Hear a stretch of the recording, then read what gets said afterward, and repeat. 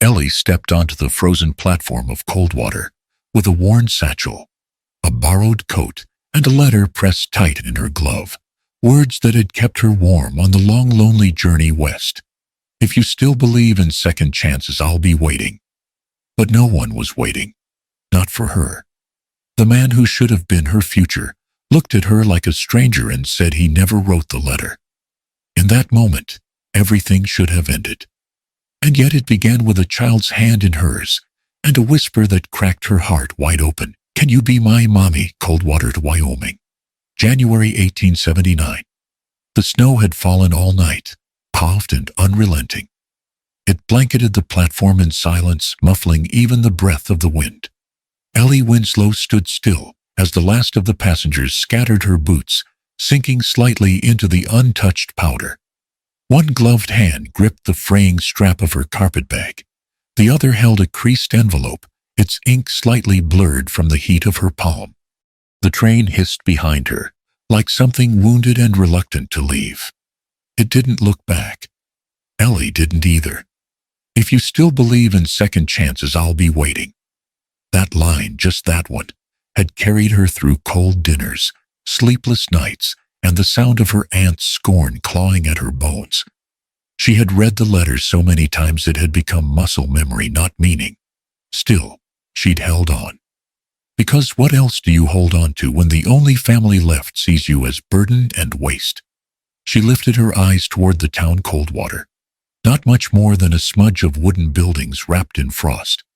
A livery, a mercantile, a church steeple leaning a little left. And at the far end of the street, beside a blacksmith's forge choked in ash and smoke, stood the man she'd come for. He was taller than she expected, broader too. A coat patched at the elbow, soot on one sleeve. He looked like someone who'd wrestled 100 mornings and never won one. He stepped forward, wiping his hands on a rag face, unreadable. "Miss," he asked. She tried to find her voice. "Eleanor Winslow." "Ellie." Something flickered in his eyes. Surprise then, a tightening, like he'd stepped into cold water unprepared. She offered the letter, her voice trembling. "You sent for me." He took the paper, glanced over it, then back at her. "I never wrote you." The sentence hit like a misfired bullet. Muffled, but deadly. Ellie's throat dried. Her legs weakened. The wind picked up, tugging at her coat. She stared at him, blinking fast. "But this is your name. Your address. You signed it." "I don't write strangers," he said flatly. "And I sure as hell don't promise second chances." Behind her, the wind cut like a blade. Ellie's chest tightened. Somewhere to the left, a soft voice interrupted. "Thomas, for heaven's sake, she's freezing." An older woman approached, bundled in wool, her voice edged in both weariness and command. She placed a gloved hand gently on Ellie's arm. "Come, dear. Let's get you inside before you lose your fingers." Ellie turned, blinking at the woman's face. A kind face, lined not by bitterness, but by memory. The woman gave her a brief, knowing smile. "I'm Margaret Callahan. You'll stay with me tonight." The parlor in Margaret's cottage smelled of firewood, rosemary, and old paper. Ellie sat curled in the corner of a threadbare sofa, tea warm between her palms. She hadn't spoken since the station. Words felt traitorous now. Margaret moved with the ease of someone who had made peace with winter. She handed Ellie a blanket, then stepped away to stir something on the stove. Silence filled the room, the kind that didn't need to be broken. A soft sound from the stairs. Ellie turned her head. A little girl peeked around the banister, no more than 5 blonde curls haloed by the amber light of the hearth. She wore a flannel dress and held a small wooden horse in her hand, her eyes fixed on Ellie, like she was some rare bird. Ellie gave a small, unsure smile. The girl crept forward, step by cautious step. Then, with all the solemnity of a priest, she whispered, "Can you be my mommy?" The teacup rattled slightly in Ellie's hand. She opened her mouth, but no sound came. Margaret's voice drifted in calm, and unsurprised. "That's Maisie." Ellie looked down at the child. Maisie had come closer, resting one small hand on Ellie's knee, like it was the most natural thing in the world. Later that night, while Maisie slept curled by the fire, with her horse tucked under one arm, Margaret poured herself a glass of cider and sat across from Ellie. "She wrote the letter," she said, nodding toward the sleeping child. Ellie stared. "Well, not literally. She told me what to say." I held the pen. Ellie's lips parted. "But why?" Margaret studied the fire, her voice soft. "Because she lost her mother in a fire. Because she hasn't spoken more than 10 words to anyone in over a year. Until she saw a picture of a mail-order bride in a newspaper and asked me, 'Can we order one who stays?'" Ellie's eyes welled, but she blinked them dry. "And Thomas?" she asked. Margaret gave a small shake of her head.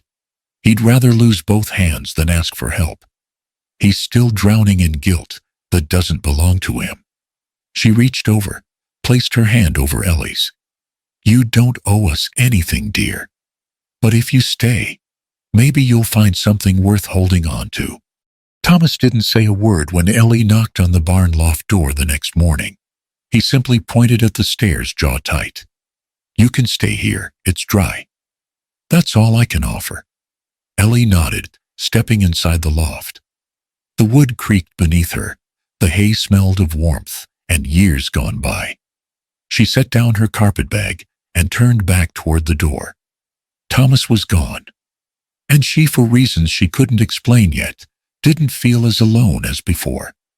The next morning brought a sunless light, the kind that made everything look colder than it was. Ellie stepped out from the loft above the barn, pulling her shawl tight against the chill. Frost coated the fence rails and tree limbs like a warning etched in glass. She was halfway to Margaret's when she heard the deliberate crunch of boots behind her.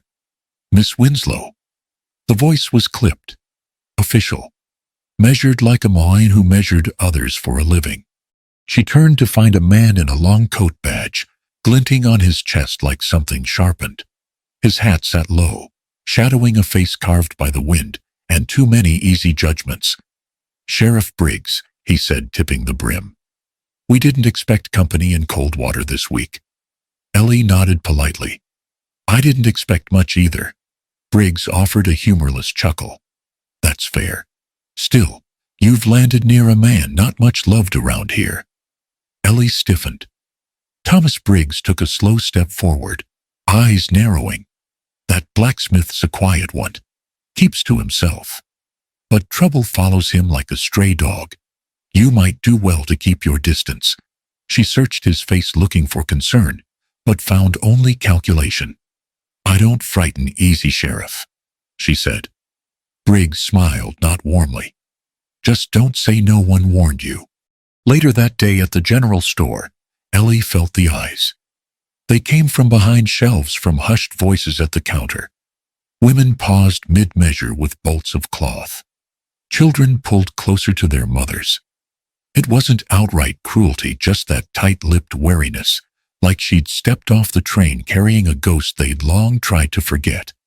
Even the shopkeeper, a wiry man with a nervous smile, spoke too softly. "You staying with Margaret? Then I am. Don't hear her mention her son-in-law much these days." The air seemed to pause. Ellie said nothing. She took her flour and sugar and left. That night, as wind howled through the eaves and Maisie slept curled like a kitten on the hearthrug, Ellie found herself staring into the fire at Margaret's cottage. Her thoughts spun, pulled by questions she hadn't dared ask out loud. "Why do they look at me that way?" she asked softly. Margaret didn't answer immediately. She sipped her tea, eyes heavy with memory. "Because this town has a long memory and short mercy." Ellie turned. "Is it true? What they think of Thomas?" Margaret sighed.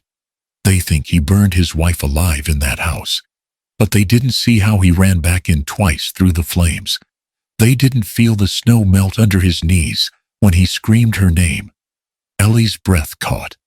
"But they never found her, did they?" Margaret's gaze drifted to the window. "Just bones. Or so they said. Ellie felt something settle over her. Not fear, something heavier. She understood now.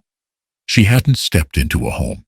She'd walked into the center of a wound that never stopped bleeding. If old stories make your heart slow down for just a beat, then go ahead and hit subscribe.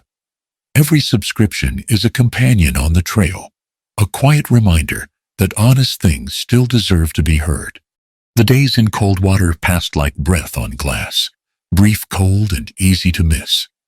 Ellie moved through them quietly, her presence still novel enough to draw glances, but no longer sharp enough to draw stares. Most people looked away now, or through her, except Maisie. The child followed her like a shadow, small feet padding just behind. Ellie taught her the names of herbs while sweeping Margaret's porch, told her stories about far-off cities and paper birds. Maisie listened with her cheek resting on Ellie's knee, nodding solemnly, like these were sacred things. Some nights, Ellie would find a tiny drawing left on her pillow. A house, a sun, two stick figures holding hands. Once Maisie gave her a lopsided wildflower, pressed into her palm without a word. The gesture said more than any sentence could. Thomas watched all this from the edges, from the forge, from the barn loft, from the shadows of his own silence. He didn't speak much, not unless it was about repairs or weather. But Ellie noticed how his eyes followed Maisie, how his hand instinctively hovered near her back when she climbed too high or got too close to the forge fire. He was a man used to losing things, not letting them fall. He didn't know what to make of Ellie. That much was obvious. Neither did the town. "You think you can fix a broken man with tea and bedtime tales?" Briggs asked her once, leaning against the fence post, like a bad habit.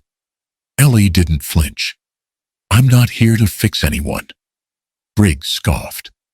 Then why stay? Ellie had no answer he'd understand, so she walked away. But his words followed her like the cold, and so did the whispers. She heard them in the store, at the pump, over pie crust and laundry lines. The fire took her whole. Or so he says. Funny how no one saw him cry. Maybe she ran. Maybe he made sure she couldn't. The stories stuck like burrs, harmless, until you noticed they'd drawn blood. One afternoon while Maisie napped, Ellie wandered into the storage room behind the barn. Dust curled in the air like old ghosts. There on a shelf tucked beneath worn blankets, she found a child's bonnet, half scorched, its ribbon singed. Her fingers trembled as she picked it up. Beneath it, folded like a secret, lay a faded drawing in charcoal, 3 stick figures, a woman in a long skirt with curls, a man beside her, a child between. She didn't realize Thomas was behind her until he spoke. She made that the week before the fire. Ellie turned slowly. His voice was quiet. Maisie doesn't remember much, but I do.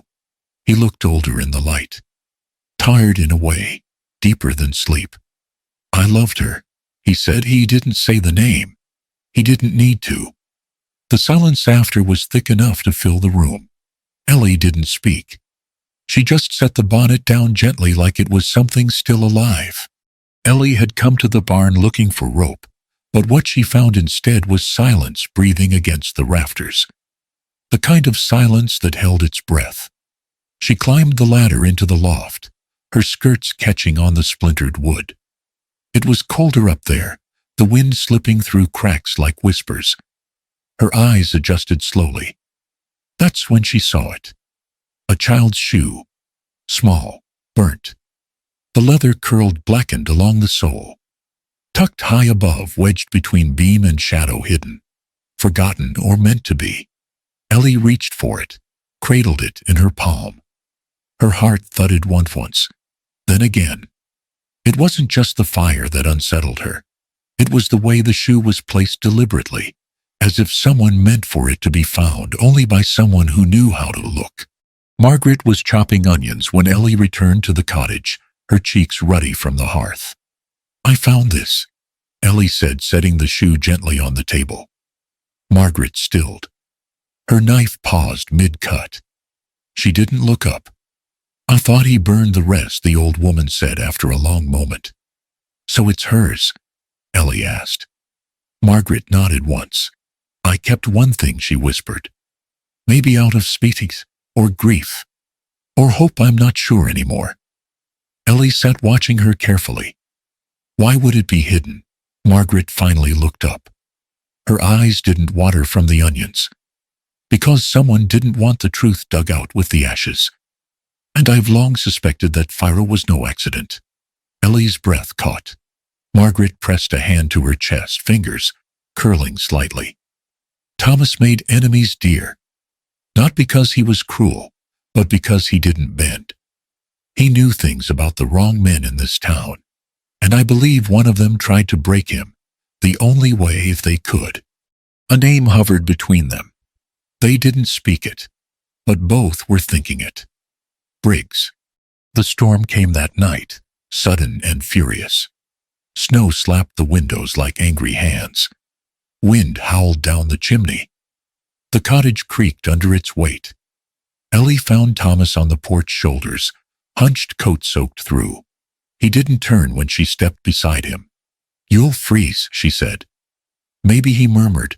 She waited, watching the dark. Then she spoke, quiet, direct. Your mother-in-law thinks someone burned your house on purpose. Thomas exhaled, slow and bitter. She told you that? Ellie nodded. I used to think it was my fault, he said. Left the lamp too close to the drapes. Forgot to close the stove. It played on a loop in my head for months. He looked down at his hands. But I didn't make the door jam. I didn't unhook the latch from the outside. Ellie blinked. You think someone locked her in? I know someone did. He turned toward her, then eyes dark and unflinching. And Maisie, she was hiding under the floorboards. Said she saw boots, big ones, with a silver badge. A long pause settled between them, heavy with implication. Ellie stepped closer, heart thudding. And you never told anyone who'd believe me, he said. Half the town wanted me guilty. The other half just wanted to forget. The snow softened around them. Even the storm seemed to hush. I believe you, she said. He looked at her, long and quiet, like he'd never expected that sentence to find him again. His hand reached up, hesitated, then tucked a strand of damp hair behind her ear. They leaned in, breath mingling the space between them, about to disappear, when Maisie screamed. A sharp, high sound from inside. Ellie rushed in first. Thomas followed. They found her curled in the corner, sobbing, clutching her little horse like a shield. No fire, she whispered. No fire. Ellie wrapped her arms around her, holding tight. Thomas knelt beside them, hand trembling, as he brushed the hair from his daughter's face. Outside, the wind screamed. But inside, the only sound was the thump of a child's panic and the silent ache of something that almost was. Maisie had always been quiet with her crayons. She'd draw, while Ellie cooked, while the wind rattled the windows, while the world turned cold outside and stayed colder inside her memory. But now the drawings had changed. Not just stick figures and suns with smiling faces, these were sharper, more deliberate. One morning, Ellie found a sheet folded inside the child's storybook. Crude charcoal lines. A house with flames licking its windows. A small girl crouched in a corner. And beside the fire, drawn larger than life, stood a man in a coat. A badge sketched on his chest. A star. Ellie stared, blood gone cold. She found Maisie in the next room, humming softly as she braided string. Sweetheart, Ellie said gently, kneeling beside her. Did you draw this? Maisie nodded. Who is he? Maisie paused, then whispered, the man who locked the door. That evening, Ellie sat across from Thomas in the barn, the paper laid between them, like evidence in a courtroom. She remembers, Ellie said. And she's not the only one. Thomas didn't look at the drawing. His jaw tensed, eyes fixed on the floor. She's a child. Dreams things. Sees shadows. Ellie's voice sharpened. She saw a badge. He shook his head. What do you want me to do, Ellie? March to the sheriff's office and accuse him of murder? With a child's sketch. She stood, fists clenched. I want you to stop hiding. You know it was him. Thomas looked up, then slow and heavy. I know, he said. But knowing isn't the same as surviving. His voice cracked on that last word, and she understood. He wasn't afraid for himself. He was afraid of losing Maisie all over again. Later, under the gray weight of dawn, Ellie was called to the church. Reverend Moore waited inside alone, standing by the empty pulpit. The candles were lit, but the place felt colder than the streets outside. He offered no greeting. I hear you've been asking questions, he said. Ellie kept her chin high. Maybe Coldwater's waited too long for answers. Moore studied her like a man weighing something more than her words. There are truths in this town that don't want remembering, he said. Briggs, he's not a good man. But he's a powerful one. And power doesn't fall quietly. Ellie's eyes narrowed. You knew, didn't you? Moore looked away. He was involved with Clara before she married Thomas.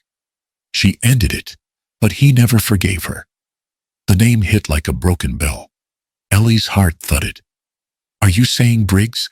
I'm saying Moore cut in low and firm that if you keep pressing, you'll end up buried next to her. Silence hung between them like smoke. Then Ellie turned and walked out without another word. She didn't tremble. Not yet. But the truth was rising, and someone was going to choke on it soon. It began with the back door swinging open, slow and silent, like something wasn't ready to leave, but had already been forced in. Ellie smelled blood before she saw it. Margaret lay crumpled beside the hearth, one arm bent beneath her awkwardly. A shallow cut traced her temple, not deep, but bleeding steady. A broken teacup lay scattered like bone shards across the floor. Ellie rushed forward, heart pounding, knees buckling, as she dropped beside the woman. Margaret's eyes fluttered open, glassy with confusion. The journal, she murmured. Ellie froze. The one by the stove, Margaret whispered. It's gone. Ellie's hands trembled as she looked toward the low shelf where the old woman had kept it, her quiet collection of thoughts, suspicions, things she never said aloud. The space was empty. She helped Margaret to the chair, wrapped a cloth around her bleeding head. Outside, snow began to fall again, soft, disarming. Ellie's mind raced. They had come for silence. She packed quickly. Just a few things, blankets, bread, her mother's brooch. She stuffed them into a canvas sack, while Maisie looked on, confused but silent. We're leaving, Ellie said. Tonight. Maisie blinked. Why?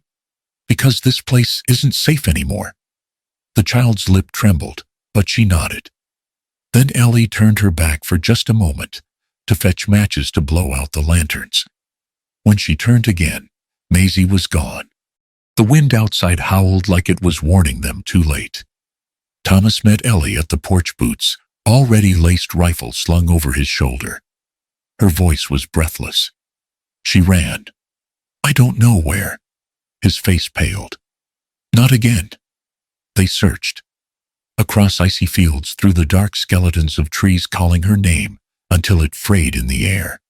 Snow swallowed their footsteps faster than they could make them. Then Thomas saw something, bare feet tracks, leading up toward the north hill. The cemetery. They found her beneath the old cedar tree. She was curled against a drift of snow, barely visible in the white. Her arms wrapped tight around a bundle of faded fabric, awful one. Her mother's scarf weathered by years but unmistakable. Ellie dropped to her knees, gathering the child into her arms. Maisie's skin was ice, her breath shallow. She whimpered as Ellie held her close, rocking. It's okay, Ellie whispered. You're safe. Maisie's lips parted. Her voice was dry as paper. He locked her in, she whispered. Ellie froze. Maisie's eyes fluttered, but did not open. I saw the badge. I remember now. I remember. Her hand tightened around the scarf before going limp again.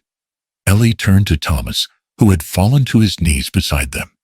He didn't say a word. Didn't need to. Because they both knew what came next. They didn't plan it. There was no speech, no staged moment. It just happened, because it had to. Thomas stepped into the heart of Coldwater's town square, just as Sunday service led out the snow-packed street, now littered with black coats and church murmurs. The bell overhead rang its final note, as people turned to see him standing there, coat dusted with frost eyes set like steel. Ellie walked beside him, arms wrapped around the bundle of papers, Margaret's letters smudged from heat and age, but still legible. Maisie clung to her hand-scarf wound tight beneath her chin. The crowd parted slowly, warily. And then Sheriff Briggs stepped out of the crowd like a man walking into a room he used to own. "What's this?" Briggs asked, smile-thin voice loud. "Parade of fools." Thomas didn't flinch. "We're here for truth." Briggs raised his eyebrows. "And who appointed you judge of that?" Thomas turned to Ellie. She stepped forward, heart pounding. Margaret kept a journal. She wrote what she knew. About the fire. About the lies told after. Briggs chuckled, but it lacked conviction. Old women write a lot of things. Doesn't make it gospel. She wasn't alone, Ellie said. She gently pushed Maisie forward. The child didn't speak, but she didn't need to. She pulled a crumpled drawing from her coat. The man beside the fire. The badge. Gasps rippled through the crowd. "She remembers," Ellie said, voice low, but unshakable. "And now so do we." Briggs's smile twitched, then vanished. "This is insanity." Then a voice came from the crowd. "I lied," said a man, gray-bearded, hunched eyes hollow with shame. "Ezra Calloway." He stepped out with trembling hands. "You paid me to say Thomas left his house early that night. You said it was just to keep order. But I knew something was wrong." Silence crashed down like thunder. Briggs moved suddenly, one step two, his hand reaching for the revolver at his hip. But Thomas was faster.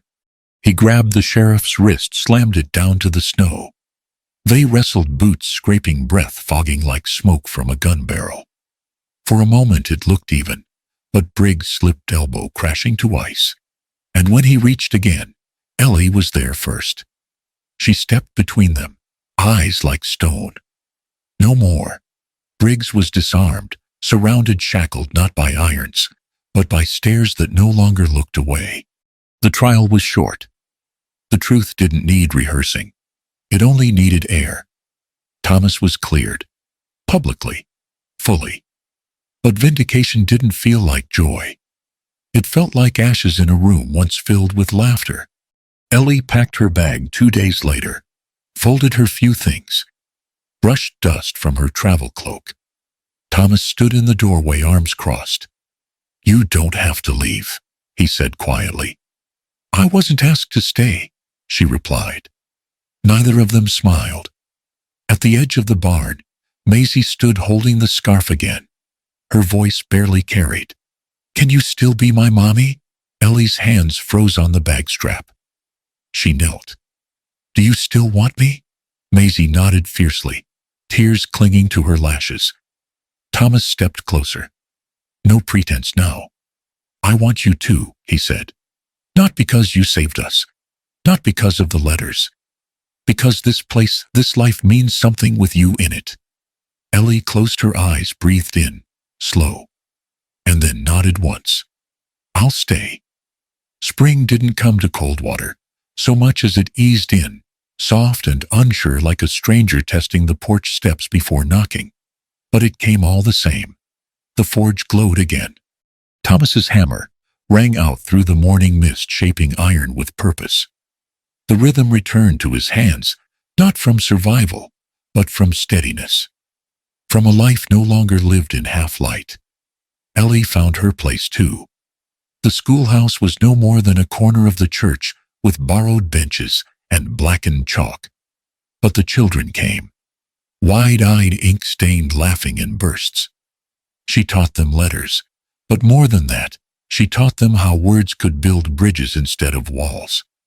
Even the women, quiet at first, had begun to bring bread and cloth, lingering just long enough to ask her about headaches, about how to ease coughs, how to forgive. Margaret watched from the porch most days, a quiet sentinel with knitting in her lap, and Maisie curled beside her like a cat in sun. Things didn't change overnight, but they changed.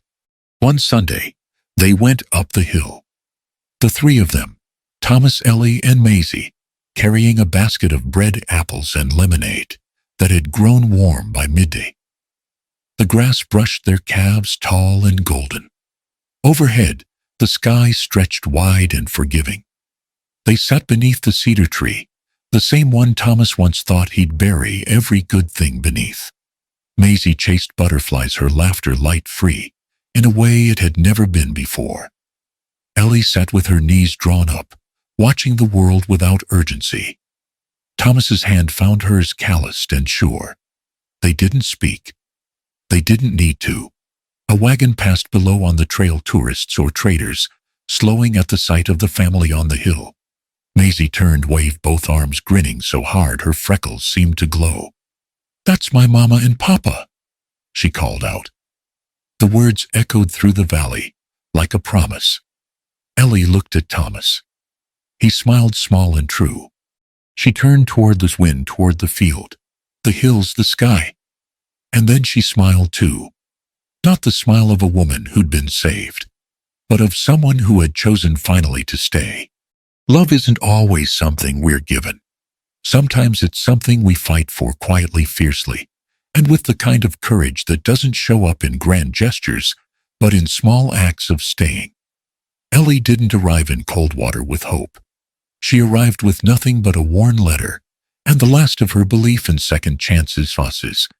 What she found wasn't the life she'd dreamed of, but the one she had the strength to choose.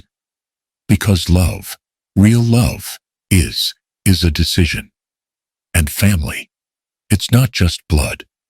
It's not the people who share your name. It's the ones who stand beside you when the world turns cold. Margaret, with her fierce wisdom. Maisie, with her open heart. Even Thomas, haunted and hardened, found his way back, not through obligation, but because someone finally stayed long enough to see him. The past doesn't vanish. It lingers. It shapes. But it doesn't have to define us. The fire that took Thomas's first wife nearly destroyed him. But the truth, painful as it was, became the key to healing. And through that reckoning, something stronger rose, an honesty that made room for forgiveness, for peace. This story isn't just about survival. It's about choosing to belong. It's about how sometimes the life worth living isn't the one we waited for, but the one we build from ashes with our own two hands.